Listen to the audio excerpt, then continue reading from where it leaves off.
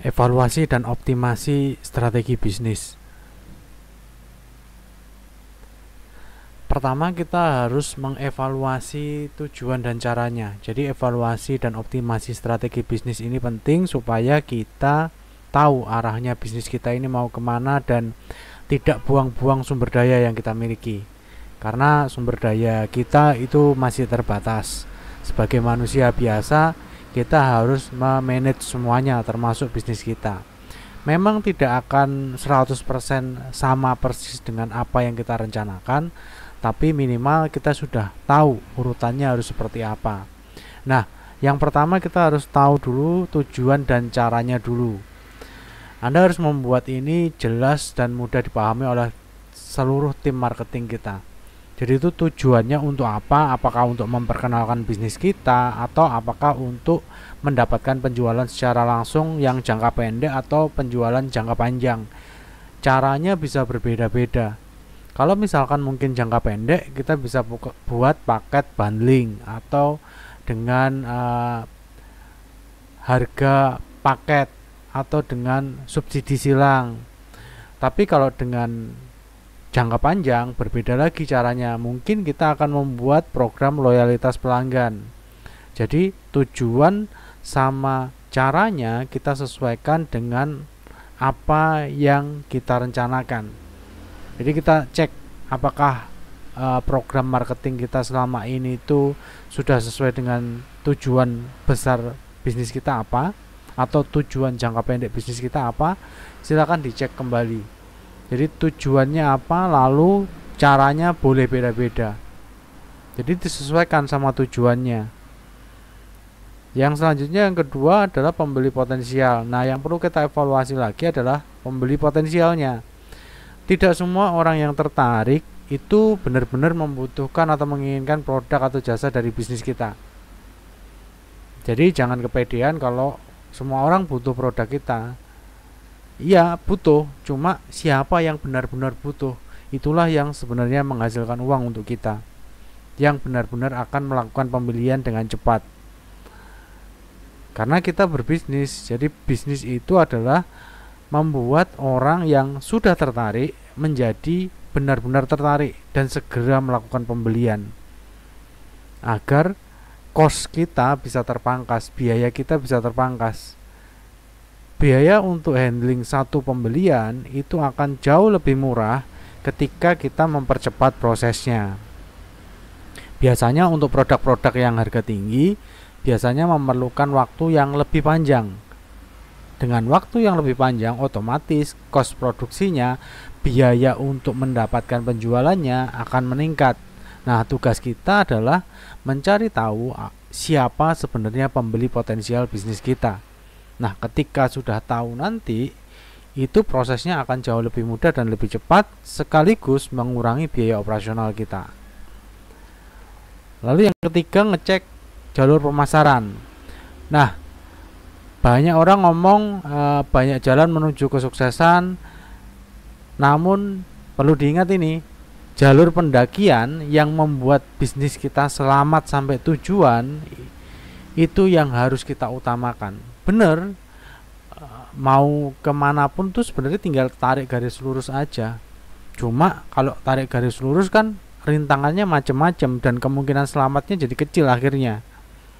Seharusnya kita mencari jalur-jalur pemasaran yang memastikan kita kemungkinan besar akan sampai ke tujuan dengan selamat, dengan bekal yang kita miliki. Bekal artinya ini adalah sumber daya kita, baik pengetahuan, pikiran, tenaga, uang, jaringan kita, sesuai kondisi bisnis kita masing-masing sampai ke tujuan kita tanpa kehabisan bekal, tanpa ada rintangan yang sangat sulit untuk dilewati. Nah, banyak orang itu bisnisnya, jalur pendakiannya mengikuti bisnis-bisnis yang terlihat mudah, apalagi di sosial media. Kita nggak bisa lagi percaya 100% dengan apa yang ditampilkan di sosial media, karena itu fungsinya adalah menarik perhatian orang, bukan benar-benar ngajarin kita supaya selamat sampai tujuan ke bisnis kita. Jadi harus selektif lagi. Kira-kira jalur pemasaran yang paling cocok untuk bisnis kita itu apa? Yang sesuai dengan kondisi dan situasi yang ada saat ini di bisnis kita. Lalu yang keempat adalah konten dan iklan. Nah, konten dan iklan ini beberapa puluh tahun terakhir ini, mungkin 20 tahun terakhir ini tuh menjadi meningkat ya. Kalau dulu orang hanya tahu lewat offline, sekarang lewat online. Nah, konten dan iklan ini harus menarik. Karena kalau nggak menarik, ada banyak yang lebih menarik. Tugas pertama kita bukan mendapatkan penjualan dari konten kita atau iklan kita, tapi bagaimana konten kita bisa menarik orang. Menarik orang artinya pembeli potensial ya. Pembeli potensial ini artinya menarik orang ini pembeli potensial, agar dilirik dan dipelajari lebih dalam sampai akhirnya nanti terjadi pembelian. Untuk iklan, baik itu yang lewat ads, lewat platform kita sendiri atau lewat influencer, sama-sama iklannya kan, iklan berbayar maksudnya. Itu bukan hanya tentang seberapa besar anggaran iklan bisnis kita untuk keberhasilannya, karena saya sudah melihat sendiri banyak iklan itu dari klien-klien saya yang iklan di bisnis saya, yang mereka minta tolong untuk dikelola iklannya. Itu bukan hanya seberapa besar anggaran yang dipakai, tapi tentang kontennya, pemilihan produknya, program marketingnya, terus model bentuk iklannya seperti apa, tujuannya seperti apa. Jadi bukan cuma tentang uang yang kita bayarkan untuk iklan. Jadi kita perlu mempelajari itu lebih dalam lagi atau menggunakan jasa pengelola iklan yang memang sudah berpengalaman untuk handle iklan tersebut. Nah, konten itu juga harus pastikan bukan hanya tentang konten menjual sesuatu, tapi memberikan nilai atau memberikan sajian informasi atau hal baru atau yang dibutuhkan oleh audiens bisnis kita di sosial media, itu yang menarik. Baik itu dari pemilihan huruf, warna, font, kemudian elemen-elemen, kemudian temanya seperti apa, itu perlu benar-benar dipikirkan. Jadi tidak bisa kita hanya mengandalkan template yang ada. Seperti ini saya menggunakan Canva, memang templatenya dari Canva, cuma ada beberapa hal yang harus saya ubah supaya ini lebih mudah dicerna oleh audiens saya materinya. Di iklan juga sama, kadang satu iklan itu modelnya bisa berbeda-beda, isinya sama tapi modelnya berbeda-beda. Kita posting iklannya, kemudian kita lihat mana yang menghasilkan paling tinggi. Yang menghasilkan paling tinggi lah, itulah yang kita optimasi nantinya.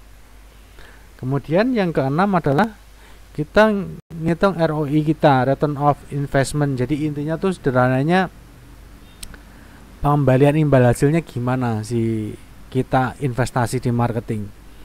Nah, karena bisnis itu logis dan sangat realistis karena ada angka di dalamnya dan uang di dalamnya.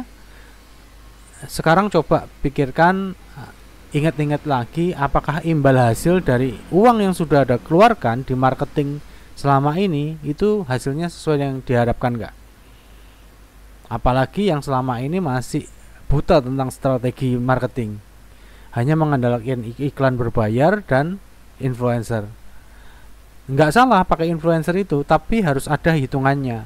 Siapanya, bagaimana kontennya, itu harus kita pertimbangkan. Oke ya. Jadi 5 hal itu yang perlu dievaluasi lagi. Nah, gimana cara mengoptimasinya sekarang?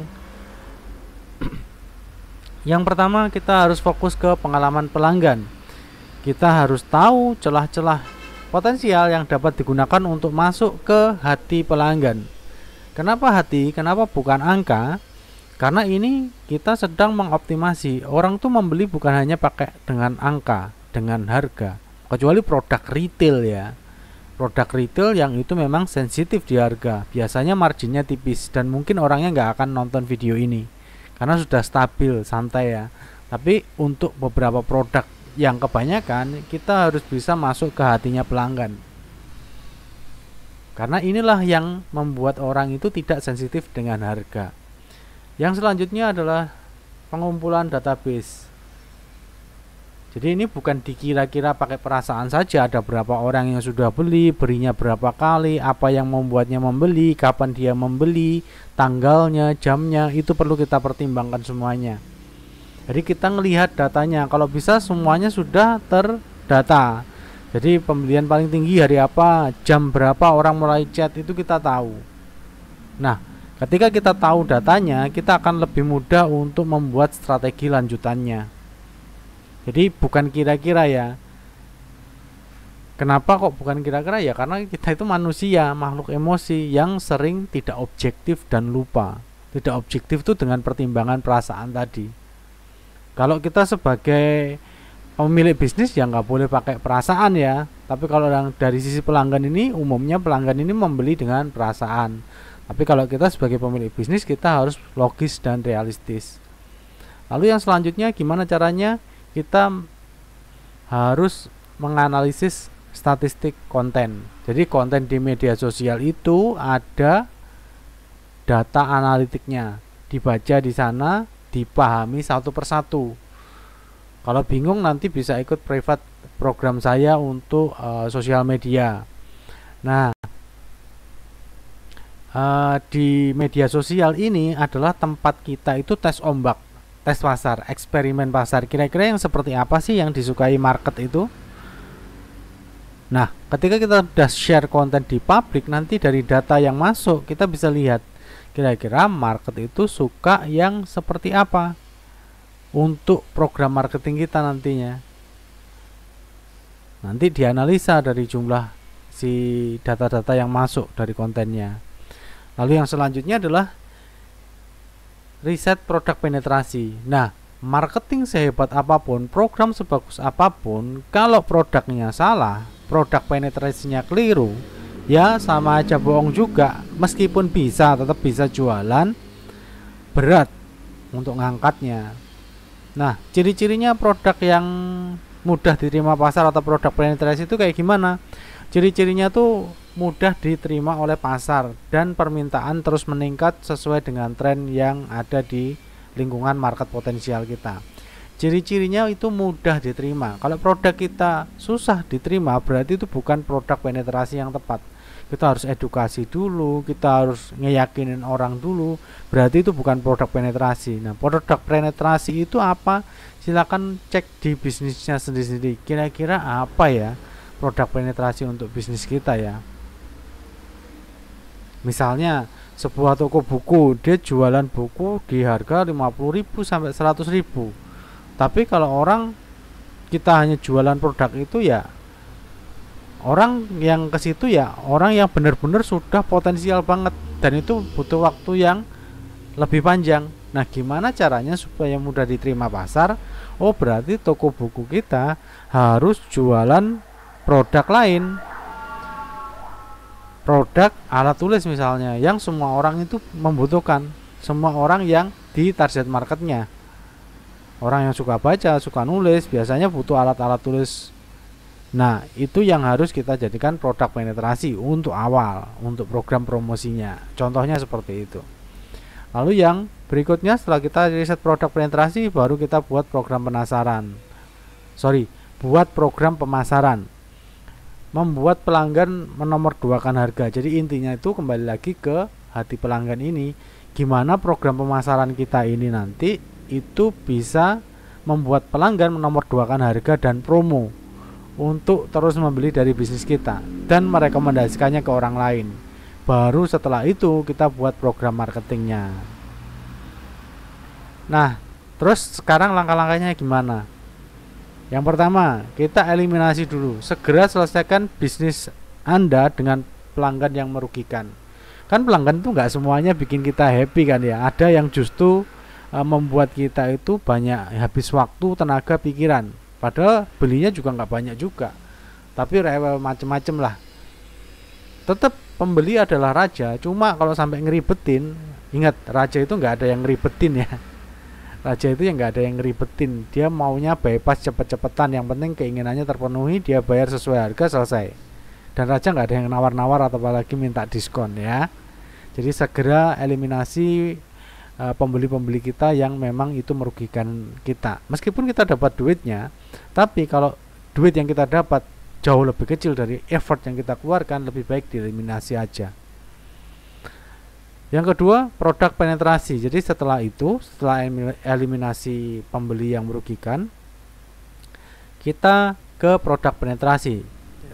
Cari tahu, riset apa yang sebenarnya dibutuhkan oleh calon pembeli potensial dan jadikan bahan promo utama untuk bisnis kita, seperti contoh toko buku tadi.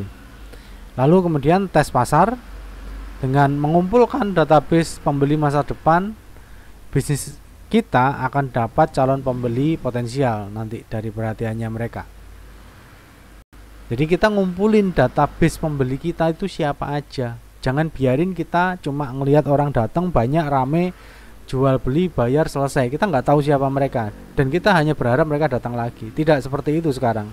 Sekarang tugas kita adalah mengumpulkan database-nya. Bisa macam-macam caranya, lewat survei, lewat undian, lewat hadiah, lewat promo, macam-macam. Nanti kita bahas di program yang lebih private lagi nanti, khusus hanya bahas di bisnis Anda. Terus kemudian evaluasi. Setelah tes pasar, kita evaluasi lagi hasil tes pasar tadi. Lihat datanya, jika menguntungkan, apakah bisnis kita itu bisa memenuhi permintaan nggak? Jangan-jangan ini untung, tapi secara kemampuan kita itu nggak mampu. Nah, nggak boleh dikerjain sendiri, harus dikerjasamakan dengan vendor lain atau mitra kerjasama yang lain. Yang penting kita tetap dapat hasil dari deal yang kita buat tadi, dari produk yang kita jual tadi. Jadi tetap harus sadar diri ya, tahu diri. Kita tes pasar menguntungkan, jangan semuanya diurusin sendiri kalau memang nggak mampu. Justru jadi bumerang, banyak komplain nanti akhirnya. Harus dikerjasamakan dengan pihak lain. Tapi tetap dengan SOP yang ketat ya, standar kualitas yang ketat. Kemudian yang selanjutnya adalah paid ads dan konten. Jadi iklan berbayar sama konten. Nah, silahkan beli real traffic. Jadi jangan beli yang traffic yang bohongan ya. Tapi karena kita membangun bisnis, kita pengennya jangka panjang, beli real traffic pakai ads. Pakai ads itu yang berbayar, yang kita bisa setting siapa audiensnya, siapa yang lihat, minatnya apa, itu berarti kan real traffic kita. Jadi beneran traffic yang beneran untuk bisnis kita. Dan lanjutkan dengan konten rutin. Jadi skemanya kita share pakai ads, misalkan budget 1 juta per bulan gitu ya untuk ads. Nah, kontennya tetap berlanjut. Nah, si konten yang berbayar tadi, iklan yang berbayar tadi, dia akan muter-muter ke calon pembeli potensial kita.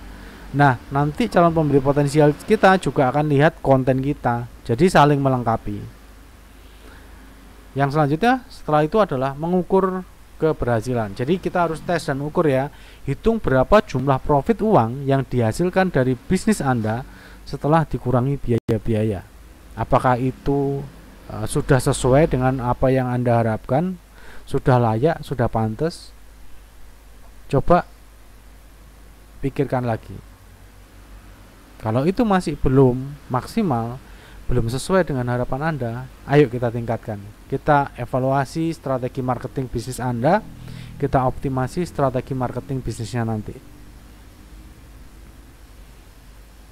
Nah, hal penting dalam marketing dalam bisnis ini ada beberapa ya.